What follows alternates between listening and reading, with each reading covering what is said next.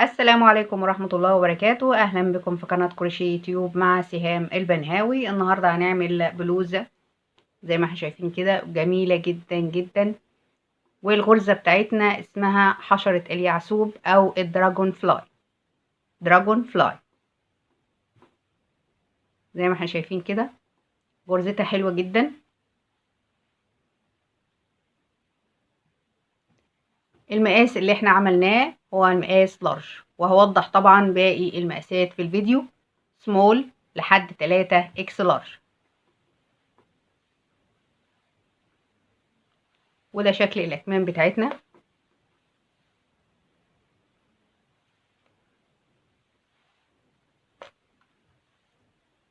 زي ما احنا شايفين كده.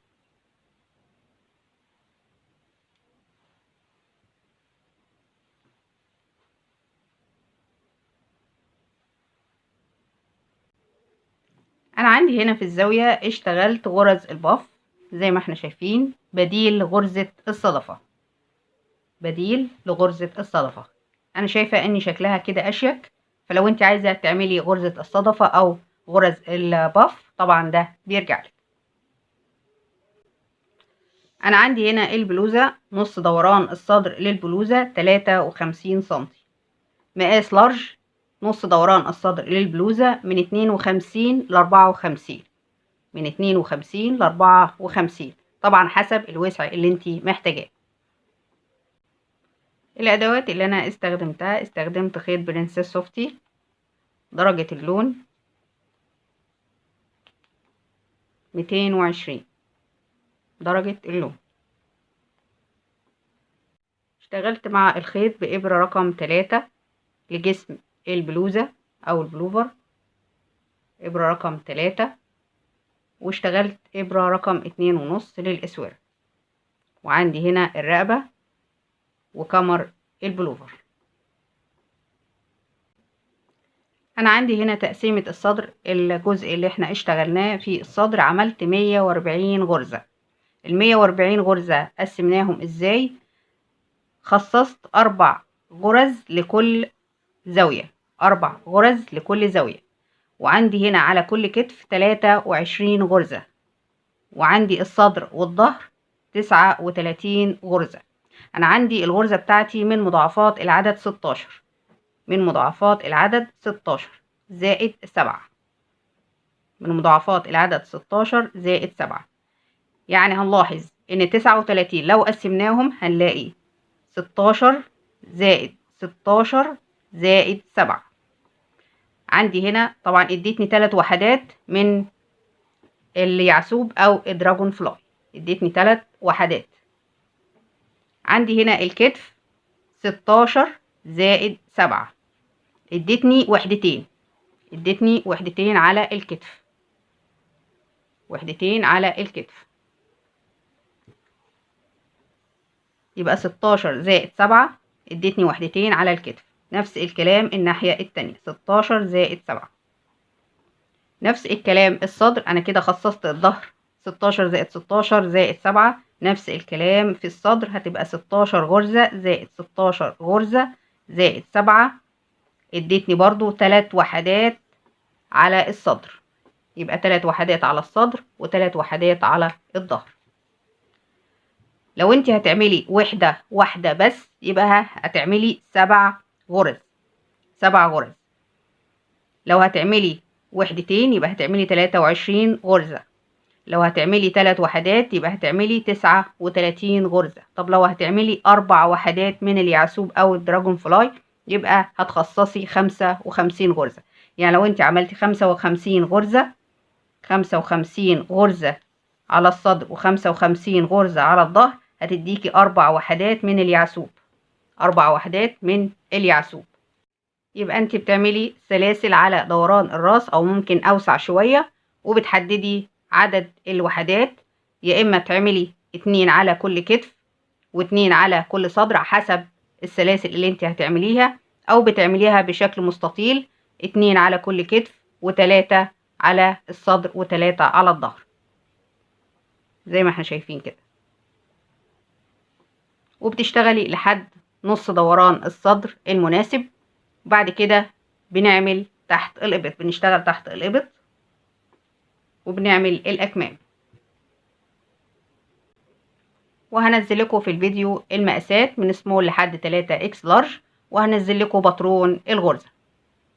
واللي أول مرة تشوف أعمالي ما تنسيش تدوسي على الزرار الأحمر اللي تحت الفيديو وتدوسي على الجرس عشان يوصلك كل جديد، ونتابع مع بعض الخطوات. أنا دلوقتي جهزت السلاسل وعملت 140 سلسلة، بعدلها بالطريقة دي.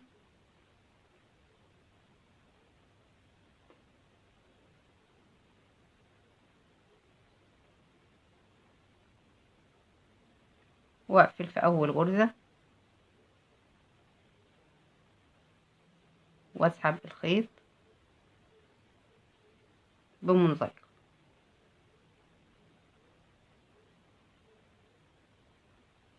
وارتفع سلسلة واشتغل غرزة حشو فوق كل غرزة.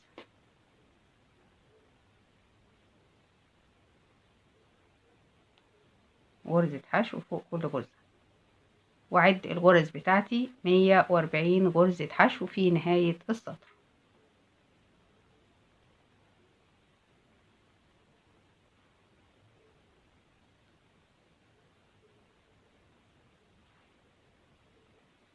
انا كده عديت الغرز بتاعتي، طلعوا 140 غرزة حشو. هقفل في اول غرزة بمنزلقة وارتفع 1 2 3 والف الشغل. انا عندي في الظهر 39 غرزة، فانا هشتغل 19 عمود الناحية و19 عمود الناحية في نهاية السطر، وعندي هنا العمود اللي في النص هو تكملة ال39 عمود، فهشتغل 19 عمود بعد الارتفاع الثلاث سلاسل.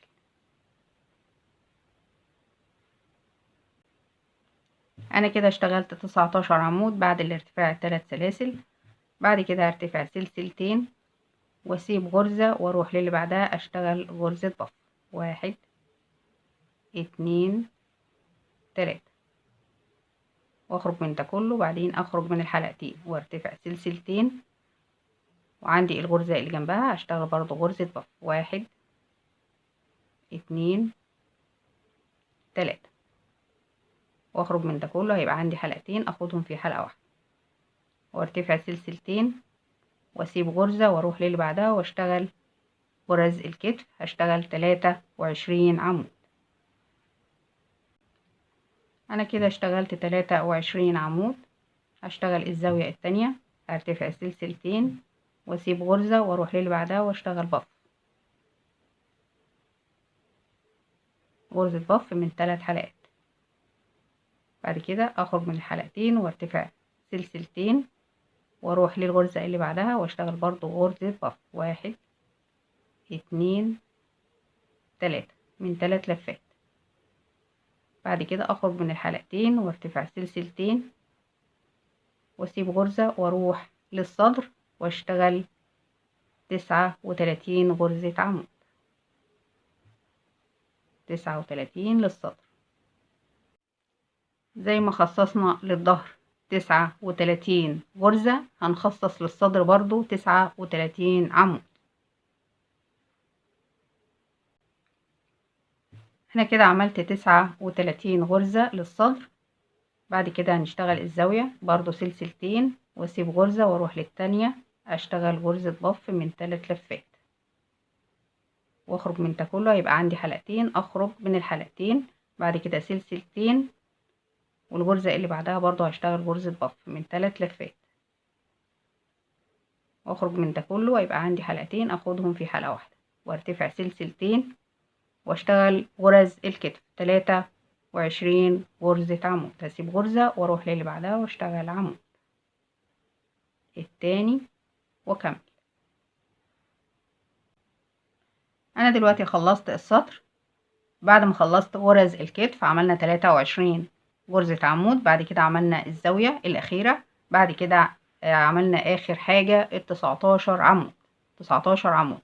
احنا هنا في بداية السطر قلنا ان احنا اشتغلنا ارتفاع 3 سلاسل بمثابة عمود واشتغلنا 19 عمود، يبقى المجموع بالكامل في الظهر 39 عمود زي الصدر بالظبط، 39 عمود، وعلى كل كتف 23 عمود.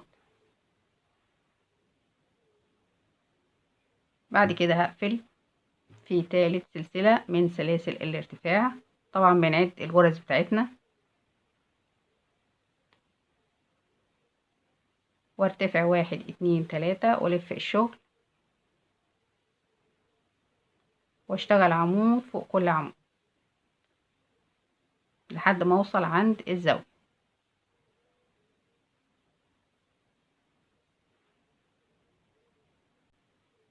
وصلت عند الزاوية،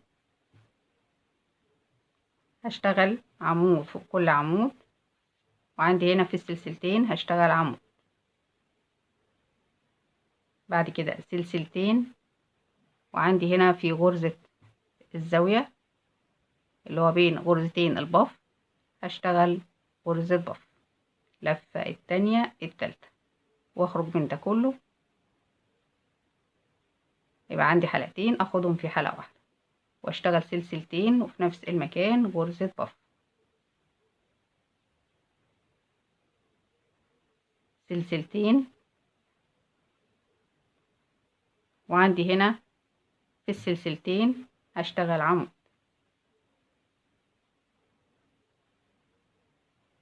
بعد كده بشتغل عمود فوق كل عمود لحد الزاوية التانية.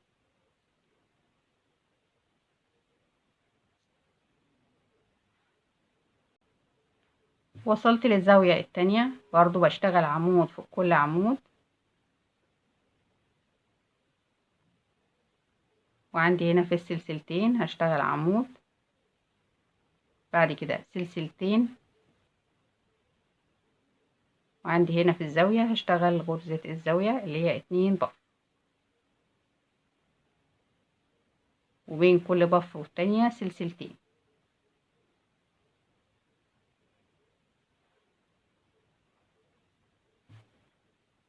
بعد كده سلسلتين واشتغل عمود في السلسلتين. بعد كده عمود فوق كل عمود،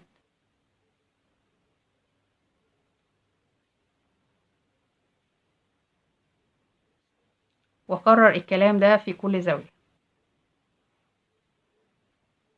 وصلت لنهاية السطر، وهقفل في تالت سلسلة من سلاسل الارتفاع بمنزلقة، وارتفع 1 2 3 والف الشغل،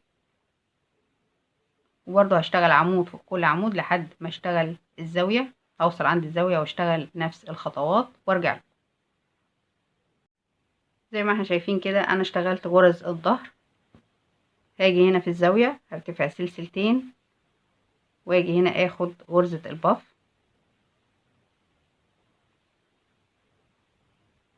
بعد كده سلسلتين غرزة البف التانية،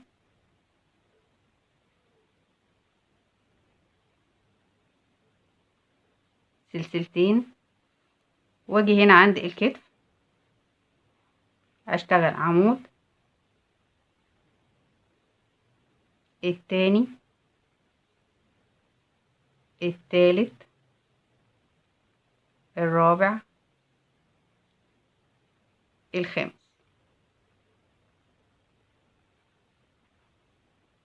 بعد كده سلسلتين واسيب غرزة واروح للي بعدها واشتغل عمود فوق كل عمود، هشتغل 15 عمود.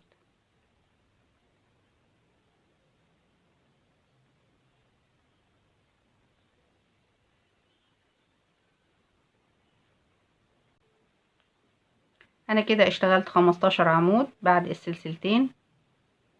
بعد كده سلسلتين واسيب غرزة واروح للي بعدها اشتغل عمود التاني التالت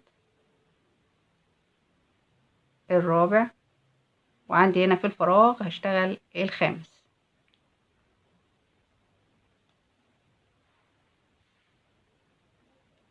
انا عندي هنا اشتغلت 23 عمود، فلو انت هتشتغلي 7 عواميد يبقى هتبتدي ب5 عواميد في السطر التالت، 5 عواميد سلسلتين، بعد كده 5 عواميد، عشان هتطلع عندك واحدة بس من حشرة اليعسوب او الدراجون فلاي. عشان انا عملت 23 غرزة فهيطلع عندي وحدتين من اليعسوب. بعد كده هنشتغل الزاوية سلسلتين، بعد كده غرزتين البف سلسلتين، وهنيجي نشتغل الصدر. زي ما قلت لكم انا عندي هنا على الكتف هيبقى فيه وحدتين، على الصدر هيبقى فيه 3 وحدات، فهنشتغل 5 عواميد سلسلتين، 15 عمود سلسلتين، 15 عمود سلسلتين، 5 عواميد. زي ما احنا شايفين كده انا عملت 5 عواميد سلسلتين، بسيب طبعا عمود من تحت، بعد كده 15 عمود سلسلتين، 15 عمود سلسلتين، 5 عواميد. كده اصبح عندي 3 فراغات لل3 وحدات اليعسوب. هنشتغل نفس الخطوات اللي اشتغلناها على الكتف ده هنشتغلها على الكتف ده برضو، 5 عواميد سلسلتين، 15 عمود سلسلتين، 5 عواميد. انا كده خلصت الكتف التاني. بعد الزاوية اشتغلنا 5 عواميد سلسلتين، 15 عمود سلسلتين، 5 عواميد. بعد كده خدنا سلسلتين، طبعا السلسلتين والبف والسلسلتين اللي بعد البف ده خاص بالزاوية، ما بنغيرهاش، يعني نفس خطوات الزاوية هي سلسلتين، بعد كده غرزة بف، بعد كده سلسلتين غرزة البف التانية، بعد كده سلسلتين. الخطوات دي في كل سطر في الزاوية. بعد كده هنشتغل عمود في كل عمود لنهاية السطر. طبعا الصدر عند الظهر عندنا سادة مفهوش شغل، فلو انت عايزة الموديل كله بغرزة اليعسوب الخطوات اللي انت اشتغلتيها على الصدر هتشتغليها على الظهر. انا كده وصلت لنهاية السطر، وهقفل في ثالث سلسلة من سلاسل الارتفاع بمنزلقة، وارتفاع 1 2 3، والف الشغل زي ما احنا شايفين كده. شغل الكتف نفس الخطوات، وعندي الصدر عليه 3 وحدات، وعندي الظهر سادة.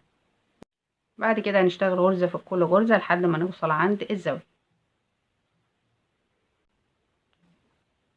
انا كده خلصت عندي هنا نص الظهر، وجيت عند الزاوية، عندي هنا الكتف، هشتغل عمود في الفراغ التاني، عندي هنا 1 2 3 4 4 عواميد هسيبهم طبعا، وعندي هنا بعد السلسلتين هسيب 1 2 3 4، هشتغل 1 2 3 4 5 6 7 8 9. قلنا سيبنا 4 عواميد قبل الفراغ و4 عواميد بعد الفراغ، 1 2 3 4، وهاجي في الغرزة رقم 5 واشتغل عمود التاني، التالت، الرابع، الخامس،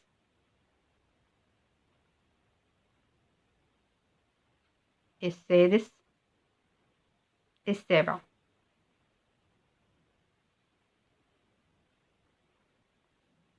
عندي هنا الفراغ هسيب 4 عواميد قبله و4 عواميد بعده، هرتفع 1 2 3 4 5 6 7 8 9، 1 2 3 4، وهاجي في الغرزة رقم 5 واخد عمود، وفي الفراغ هاخد العمود التاني، بعد كده سلسلتين واشتغل الزاوية.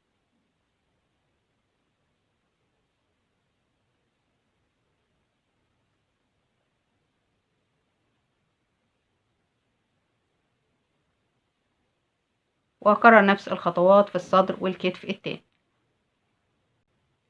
احنا كده خلصنا الصدر. طبعا في البداية قلنا ان احنا بنشتغل عمود فوق كل عمود، بعد كده الزاوية. عندي هنا في الكتف خدنا عمودين، بعد كده 9 سلاسل، 7 عواميد، 9 سلاسل، عمودين. طبعا شغل الزاوية مش بيتغير معايا. جيت عند الصدر اشتغلت عمودين، 9 سلاسل، 7 عواميد، 9 سلاسل، 7 عواميد، 9 سلاسل، عمودين. نفس الكلام شغل الزاوية مش بيتغير، اللي هو سلسلتين غرزة بف سلسلتين غرزة بف، سلسلتين. نفس الخطوات اللي اشتغلناها في الكتف ده اشتغلناها في الكتف التاني. بعد كده اشتغلنا الزاوية واشتغلنا عمود فوق كل عمود زي ما احنا شايفين كده.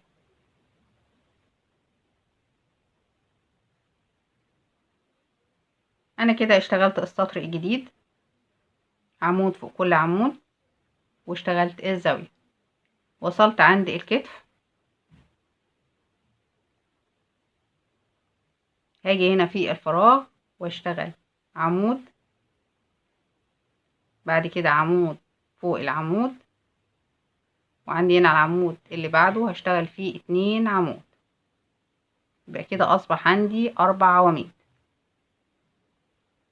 بعد كده 1 2 3 4 4 سلاسل، واجي هنا اخد نص عمود. بعد كده 1 2 3 4، عندي هنا ال7 عواميد، هشتغل في اول عمود 2 عمود، بعد كده عمود فوق كل عمود.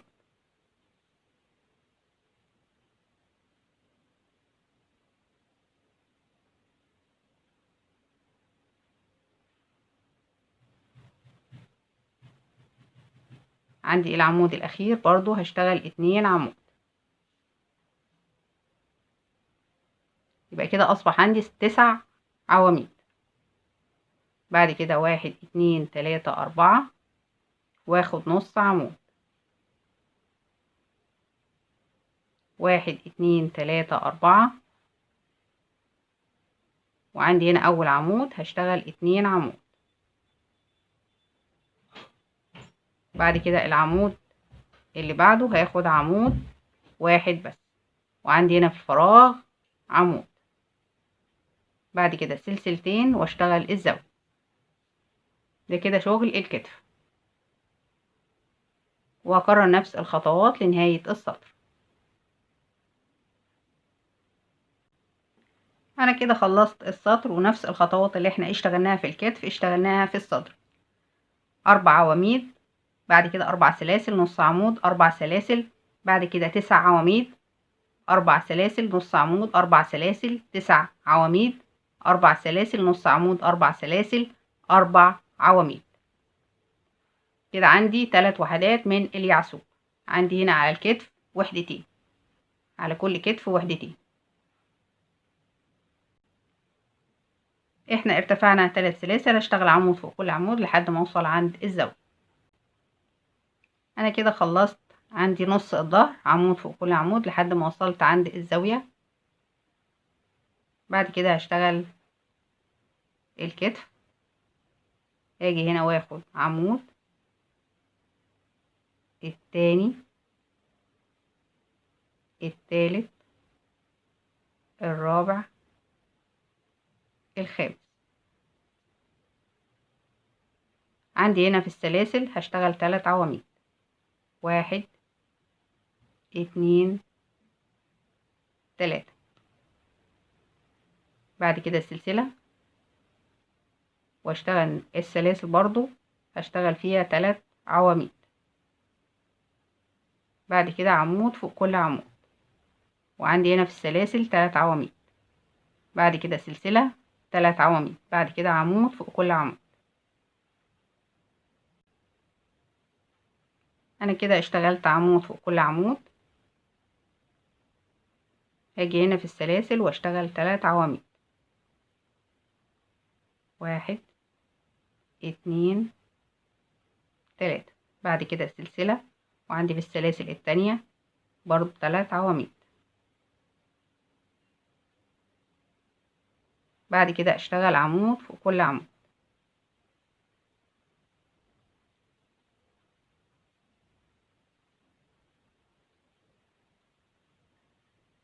وعندي هنا في الفراغ بشتغل عمود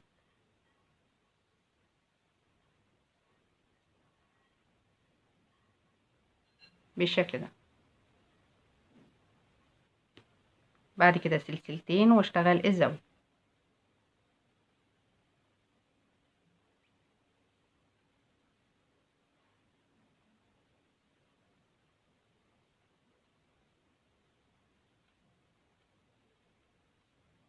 واكمل نفس الخطوات. انا كده خلصت السطر ونفس الخطوات، مع اختلاف ان الصدر عليه 3 وحدات والكتف عليه وحدتين بس.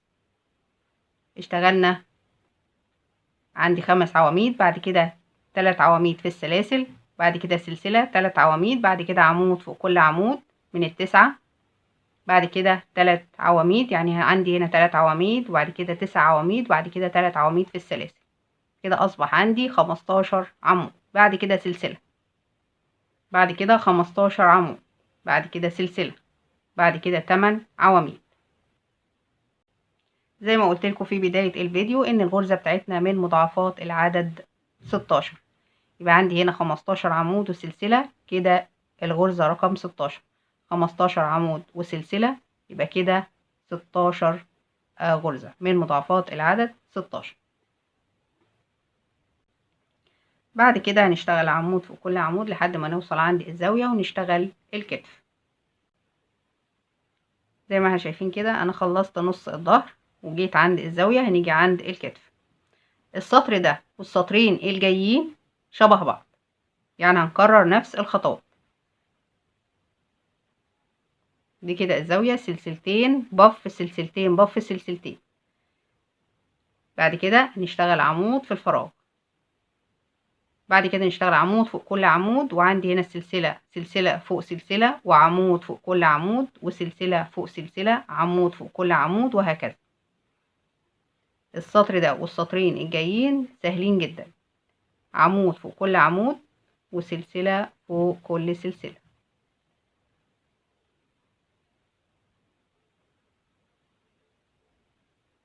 بالشكل ده.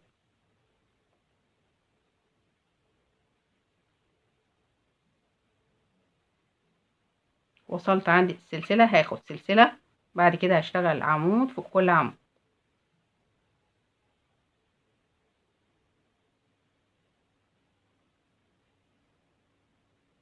سهلة وبسيطة. طبعا ما ننساش العمود اللي بناخده قبل الزاوية الزيادة دي، والعمود اللي بناخده بعد الزاوية في الفراغ.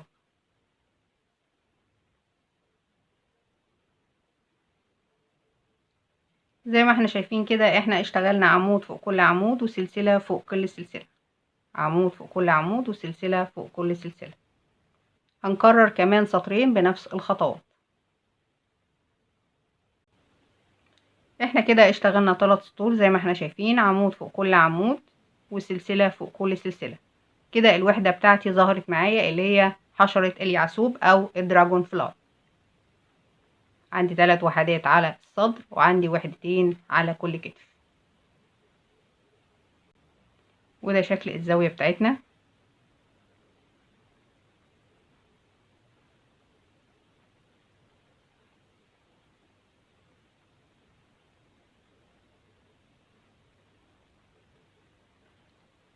احنا اشتغلنا ادي سطر التاني التالت. عندي الغرزة بتاعتنا ابتدت من السطر رقم 3، التالت الرابع الخامس السادس السابع الثامن التاسع. السطر العاشر هنشتغل عمود فوق كل غرزة، سواء عمود او سلسلة. هنشتغل عمود فوق كل غرزة داير ما يدور، وطبعا شغل الزاوية ثابت. وصلنا لنهاية السطر وهقفل في تالت سلسلة من سلاسل الارتفاع، وارتفاع 1 2 3 ولف الشغل، واشتغل عمود فوق كل عمود لحد ما اوصل عند الزاوية.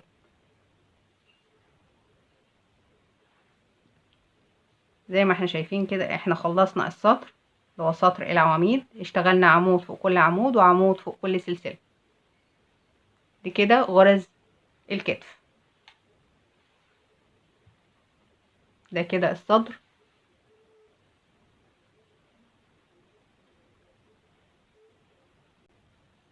انا كده خلصت السطر واشتغلت في الظهر اللي هو نص الظهر. بعد كده وصلنا عند الكتف. زي ما قلت لكم ان السطر الثالث بداية الغرزة بتاعتنا من السطر الثالث، بعد كده الرابع الخامس السادس السابع الثامن التاسع العاشر. السطور دي هي اللي هنكررها في كل مرة.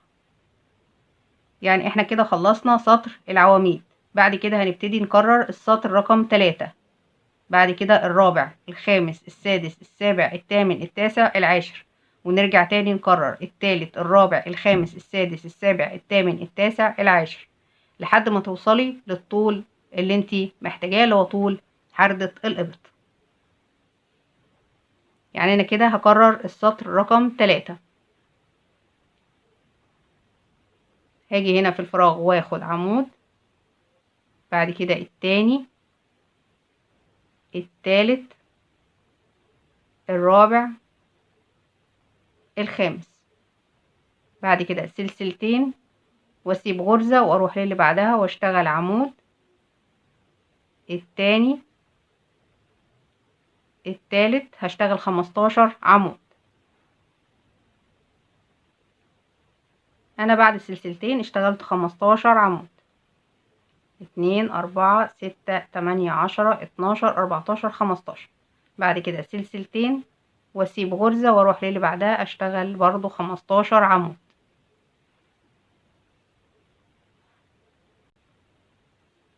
بالشكل ده.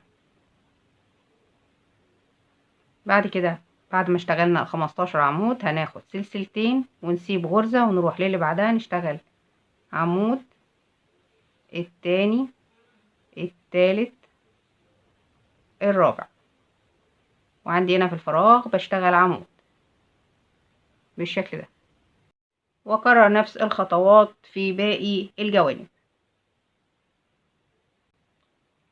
احنا كده خلصنا السطر وابتدينا سطر جديد في الظهر زي ما احنا شايفين. بعد كده بنشتغل شغل الكتف، وقلتلك ان احنا بنكرر السطور اللي هي من السطر الثالث للسطر العاشر. انا عندي هنا السطر الثالث، بعد ما خلصت السطر الثالث اللي هو تكرار اصبح عندي 3 وحدات بدل الاتنين، اصبح عندي 3 وحدات. ده في الكتف. عندي هنا في الصدر اصبح عندي 4 وحدات من اليعسوب او الدراجون فلاي. دي 1 2 3 4. بنكرر نفس الخطوات لحد ما بتوصلي لنص دوران الصدر المناسب وطول حردة الإبط المناسبة. أكمل وارجع لكم. أنا كده اشتغلت لحد نص دوران الصدر المناسب. عندي كده نص دوران الصدر 51 سنتي. بعد كده هنشبك تحت الإبط.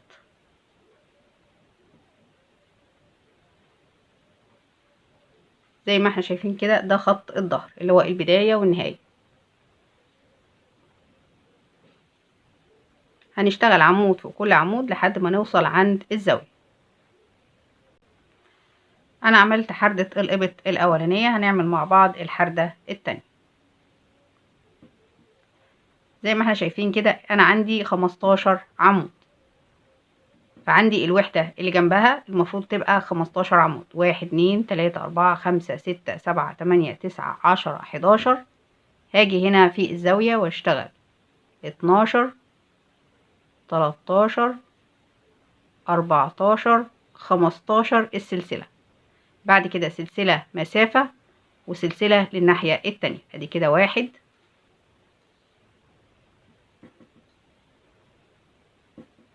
2 3 4 5 6 واكمل ال15 عمود. ده في حالة انك هتشتغلي الظهر زي الصدر، هيبقى فيه وحدات في الامام ووحدات في الخلف. انا كده اشتغلت السطر الرابع من الفراغات. ادي 1 2 3 4 الفراغ الرابع. بعد كده هنشتغل عمود فوق كل غرزة داير ما يدور. انا عندي هنا 3 سلاسل تحت الإبط، هنشتغل في كل غرزة عمود. نفس الكلام الناحية التانية، هنشتغل عمود فوق كل غرزة. انا كده خلصت السطر زي ما احنا شايفين، واشتغلنا السطر اللي بعده. زي ما احنا شايفين كده اشتغلنا غرزة فوق كل غرزة، غرزة فوق كل غرزة. الناحية التانية حددت مكان للوحدات اللي احنا هنشتغلها. زي ما احنا شايفين كده انا عندي الفراغ، عندي هنا اشتغلت عمود.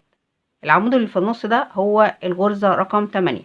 يعني انا بعد كده 1 2 3 4 5 6 7 8 9 10 11 12 13 14 15، والغرزة رقم 16 بحط فيها الماركر. نفس الكلام بعد 15 عمود والغرزة ال16 بحط فيها الماركر.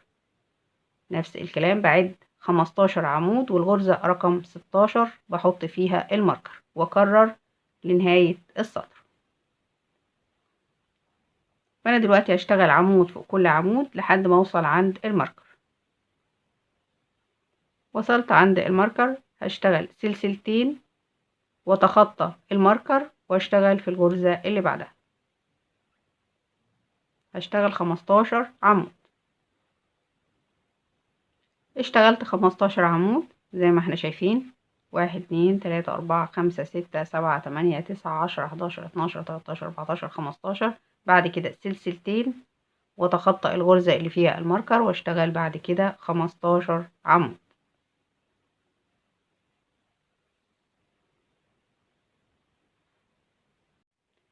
احنا كده خلصنا السطر. زي ما احنا شايفين اصبح عندي ادي 1 2 3 4 5 6 ست وحدات من حشرات اليعسوب او الدراجون فلاي.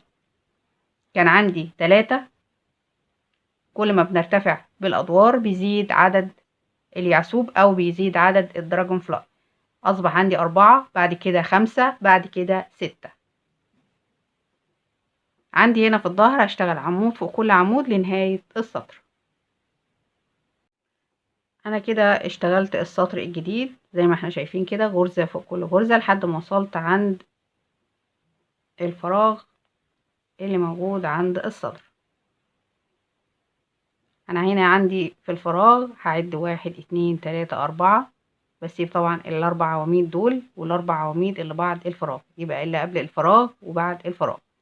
بعد كده بشتغل 1 2 3 4 5 6 7 8 9. هسيب 1 2 3 4 واشتغل عمود، التاني، التالت، الرابع، الخامس، السادس، السابع. بشتغل 7 عواميد.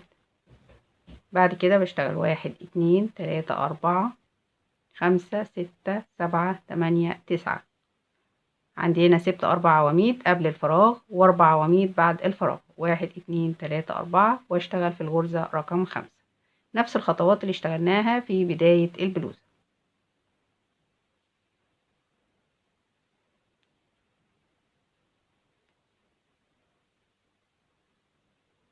بشتغل برضو 7 عواميد.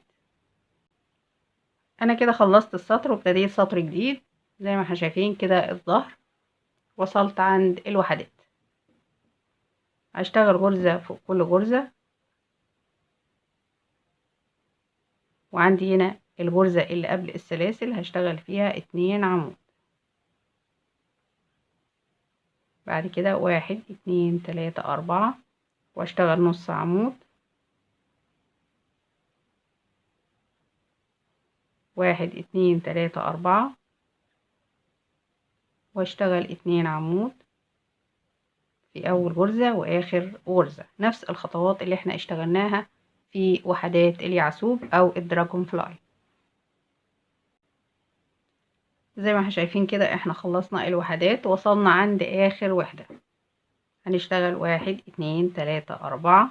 بعد النص عمود هاجي هنا في اول عمود واشتغل 2 عمود.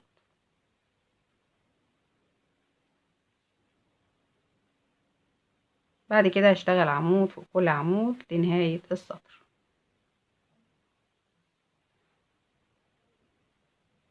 انا كده خلصت السطر، وعندي هنا كده نص دوران الصدر 53 سنتي. انت عايزة تقللي السلاسل او تزودي السلاسل على حسب دوران الصدر زي ما احنا شايفين كده. بعد كده هنشتغل بنفس الخطوات. انا عندي كده توقفت عند الست وحدات. بعد كده هتشتغلي بعد ما نخلص الست وحدات هنشتغل 5 وحدات، هيبقى 1 2 3 4 5. 5 وحدات بين الست وحدات، هيبقى كده 1 2 3 4 5. طبعا بنحدد بالماركر زي ما وريتكم.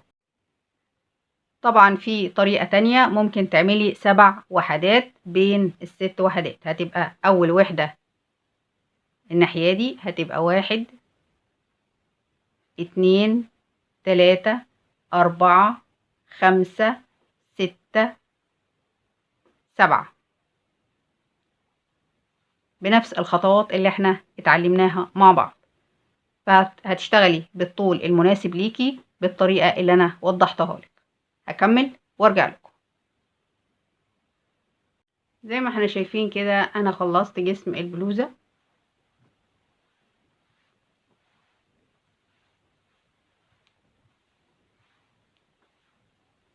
انا توقفت معاكم عند 6 وحدات. ادي 1 2 3 4 5 6. بعد كده اشتغلت 7 وحدات. 1 2 3 4 5 6 7. ده كده شكل الوحدة من الجنب.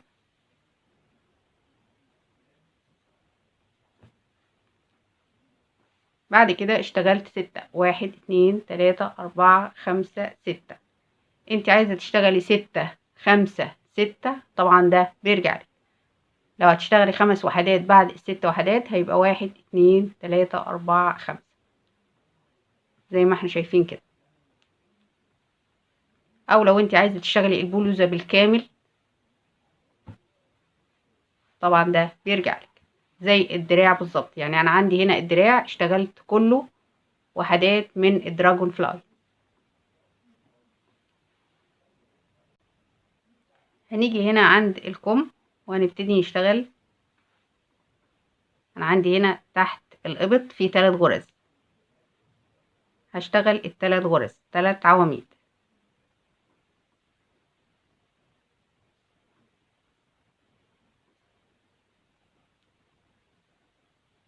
ارتفاع 3 سلاسل بمثابة عمود. كده اول عمود، العمود التاني، العمود التالت. كده 3 عواميد تحت الابط. هاجي هنا في الزاوية، انا اشتغلت 3 عواميد للجسم البلوزة. هاجي هنا في الزاوية واشتغل 3 عواميد. كده 1 2 3. بعد كده عندي شغل الوحدات. هاجي هنا قبل، ادي 1 2 3 4 5 6 7 8 9 10. هاجي هنا واخد عمود واشتغل عمود فوق كل عمود بالشكل ده.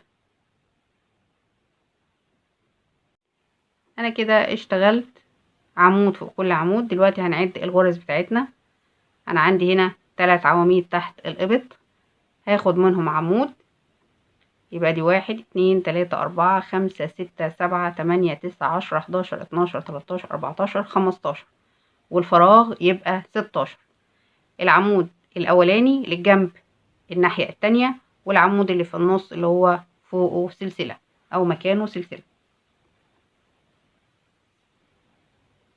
بعد كده هرتفع سلسلة واجي هنا هشتغل عمود فوق كل عمود لحد ما اوصل لنهاية السطر بنفس الخطوات. وصلت لنهاية السطر عند الكم الناحية التانية. اشتغلت عمود فوق كل عمود. دي 1 2 3 4 5 6 7 8 9 10. بعد الفراغ العمود رقم 11، وعندي هنا في الفراغ العمود رقم 12 13 14، وعندي هنا اول عمود تكملة لل15 عمود. يبقى كده عندي اول عمود اللي ارتفاع 3 سلاسل مع العواميد ال14 يبقى كملوا 15 عمود. بعد كده ارتفع 1 2 3 والف الشغل واشتغل عمود فوق كل عمود.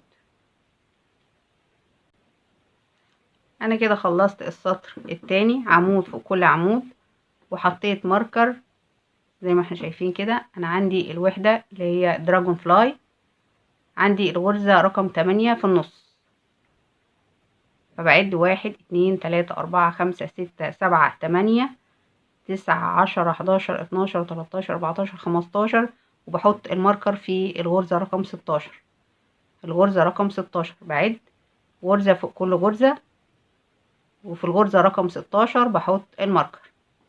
نفس الكلام زي ما احنا شايفين كده، بعد 1 2 3 4 5 6 7 8 9 10 11 12 13 14 15، والغرزة رقم 16 فيها الماركر، وبكرر لنهاية السطر زي ما احنا شايفين كده.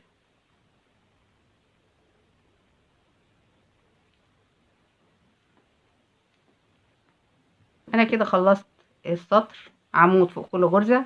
بعد كده هرتفع 1 2 3 والف الشغل، واشتغل عمود فوق كل عمود لحد ما اوصل عند الماركر.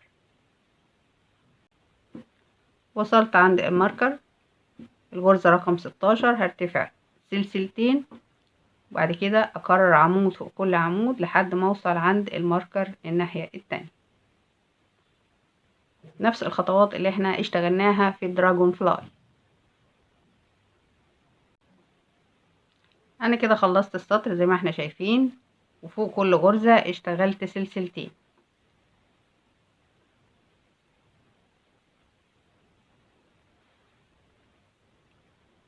بعد كده هنلف الشغل. احنا طبعا بنلف الشغل علشان خط البداية والنهاية زي ما قلت لكم.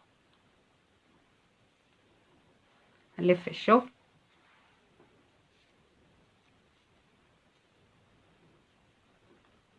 وهنشتغل عمود فوق كل عمود كده. العمود التاني، التالت، هنسيب 1 2 3 4، ونرتفع 1 2 3 4 5 6 7 8 9.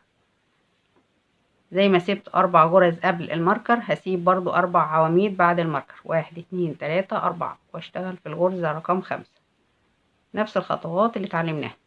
هشتغل 7 عواميد.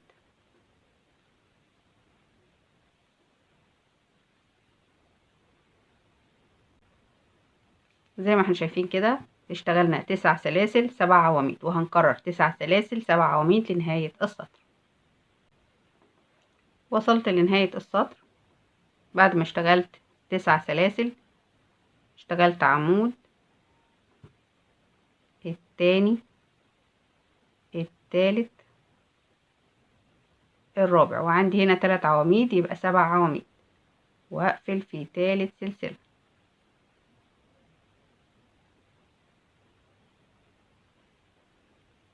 بالشكل ده. هرتفع 1 2 3 والف الشغل،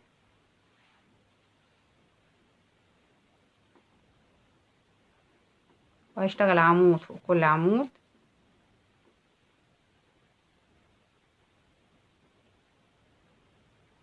اخر عمود بشتغل 1 2، وفي نهاية السطر هنكمل الغرز. انا كده اشتغلت في اخر عمود من السبعة عمودين، بعد كده 1 2 3 4، واخد نص عمود. نفس الخطوات بالظبط اللي اتعلمناها في الغرزة، 1 2 3 4، وعندي هنا اول عمود من السبعة بشتغل 2 عمود، واشتغل عمود فوق كل عمود، واخر عمود بشتغل فيه 2 عمود، واكرر نفس الخطوات. وصلت لنهاية السطر.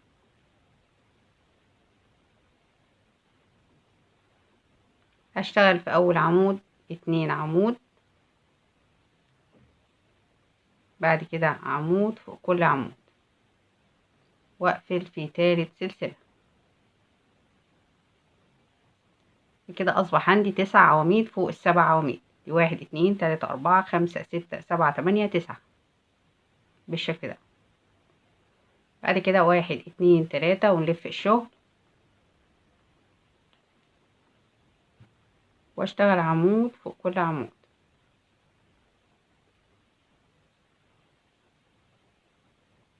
هاجي هنا عند السلاسل واشتغل 3 عمود، 1 2 3. بعد كده سلسلة واروح على السلاسل التانية واشتغل برضو 3 عواميد، واشتغل عمود فوق كل عمود، واكرر. عندي هنا 3 عواميد، بعد كده سلسلة 3 عواميد، وبعد كده عمود فوق كل عمود. زي ما احنا شايفين كده انا خلصت الادوار لحد ما وصلت عند سطر العواميد بنفس الخطوات اللي اتعلمناها مع بعض. برضو حددت ماركر في المكان اللي احنا هنشتغل فيه سلسلتين.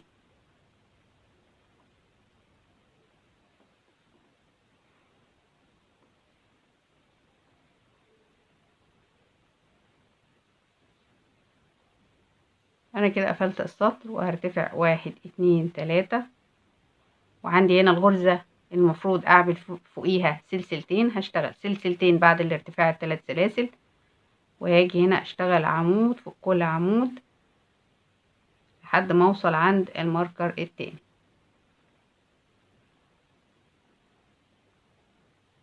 بالشكل ده.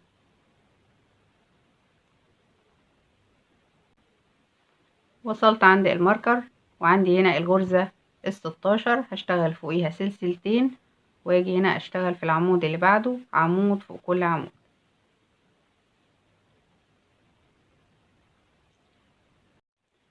وصلت لنهاية السطر وهسيب 1 2، وفي الغرزة رقم 3 هاخد منزلقة بالشكل ده، وهلف الشغل.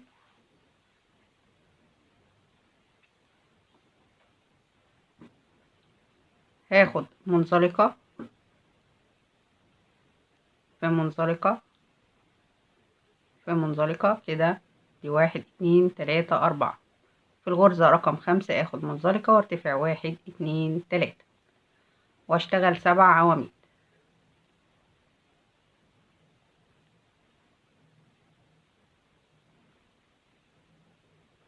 1 2 3 4 5 6 7. بعد كده 1 2 3 4 5 6 7 8 9. وزي ما بسيب 4 عواميد قبل الماركر بسيب 4 عواميد بعد الماركر، واجي في الغرزة رقم 5 واشتغل 7 عواميد.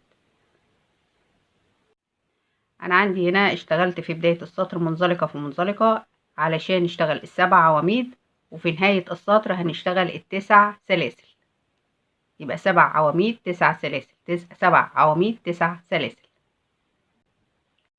وصلت لنهاية السطر ومعايا كده 9 عواميد سلاسل. هاجي 1 2 3 في تالت سلسلة واخد منزلقة، منزلقة في العمود التاني التالت الرابع. كده انا وصلت لنص العواميد. هرتفع 1 2 3 والف الشغل. بعد كده اشتغل العمود التاني التالت الرابع،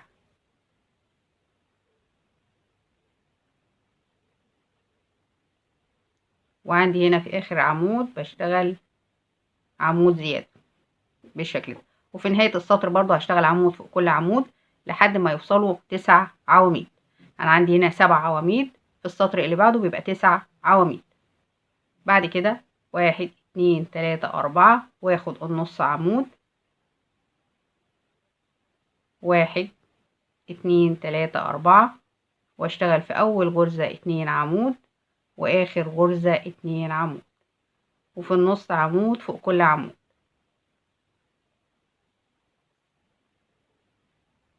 بعد كده بتشتغلي الخطوات بتاعتنا لحد ما توصلي لطول الكم المناسب.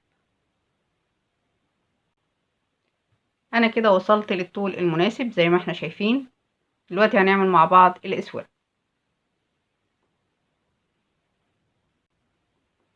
انا كده وصلت عند السطر العواميد. بعد كده هرتفع 1 2 سلسلتين واخد الغرزة التانية عمود. انا كده بشتغل تناقص، هاخد الغرزة التالتة والرابعة برضو ايه في غرزة واحدة، هاخد اللي بعد كده الغرزتين اللي بعد كده برضو تناقص، الغرزتين اللي بعد كده برضو تناقص. هاخد كل غرزتين مع بعض تناقص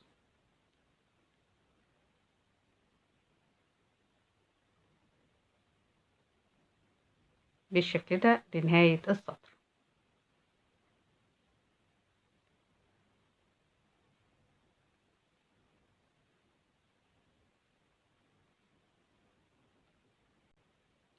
وصلت عند اخر غرزتين هشتغلهم تناقص.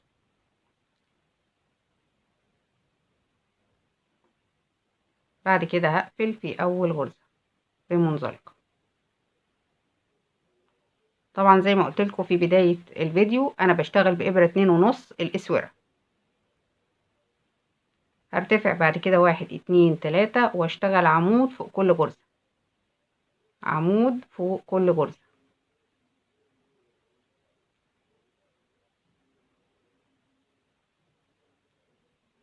بالشكل ده.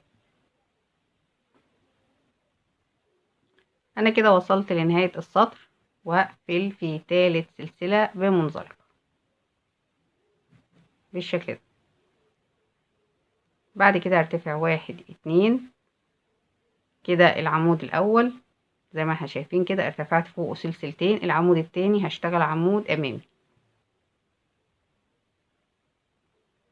العمود التالت هشتغل عمود خلفي، بعد كده عمود امامي، العمود اللي بعد كده عمود خلفي. بنشتغل مرة عمود امامي ومرة عمود خلفي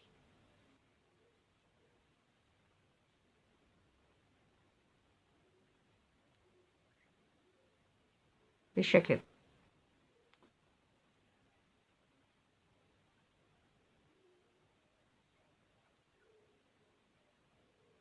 لنهاية السطر.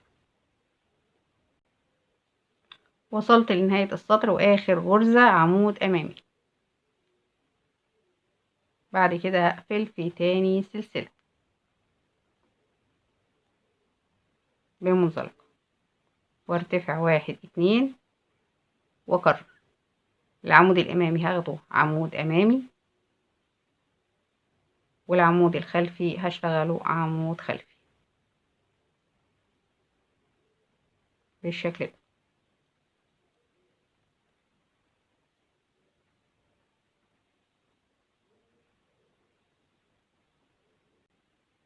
بتشتغلي طبعا الطول المناسب للرزغ، عايزة تشتغلي 5 ادوار 6 ادوار 7 ادوار على حسب الطول اللي انتي محتاجاه. انا اشتغلت 5 ادوار 1 2 3 4 5. هكمل وارجع لكم. انا كده وصلت لنهاية السطر، اشتغلت 5 ادوار ادي 1 2 3 4 5. هقفل في تاني سلسلة بمنزلقة واخد سلسلة الامان واقص الخيط. ده شكل الاسورة زي ما احنا شايفين، ده شكل الاسورة زي ما احنا شايفين كده.